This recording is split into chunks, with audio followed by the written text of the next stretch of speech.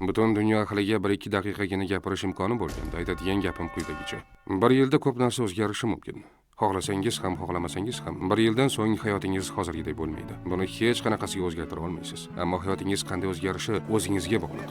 Ko'rib turibsizki, hayotingizda 2 yo'l bor va har kuni ulardan birini tanlashga majbursiz. Birinchi yo'l o'z joyingizda qolish, ya'ni oson va xavfsiz variant. Ikkinchisi o'zgarish kiritish, bu esa noqulay yo'l. Bu videoni ko'rayotgan bo'lsangiz, ehtimol uzoq vaqtdan beri birinchi yo'lni tanlab kelgandirsiz. Afsus bilan aytishim kerakki, hech qanday shaxsiy rivojlanish kitobi, podkast yoki motivatsion so'zlar sizning o'rningizga ishlaringizni bajarib bermaydi. O'zgarishlarni amalga oshirish o'rniga tomoshabin bo'lib qolsangiz, faqat ahamiyatsiz va mayda narsalar o'zgaradi xolos. Narsalarning o'zgarishini ko'rish uchun avval ularga bo'lgan qarashingizni o'zgartirishingiz kerak. Maqsadlaringiz ustida ishlashdan oldin ularga bo'lgan munosabatingizni tubdan o'zgartirishingiz kerak. Bu tagida oddiy matematika haqiqat yotadi. Agar 1 yil davomida har kuni atigi 1% yaxshilansangiz, oxir-oqibat boshlangan paytingizga nisbatan 37 baravar yaxshilanasiz. 37 baravar. Buning uchun kuniga atigi 1% yaxshilanish kifoya. Eng yaxshi tomoni shundaki, bu ish har kuni biroz osonlashib boradi. Lekin har kuni harakat qilishdan to'xtamaslik kerak. Eng qiyin joyi ham shu. Boshlashga qiynalayotganingiz yoki harakatni yarmidan tashlab qo'yayotganingizning sababi shuki,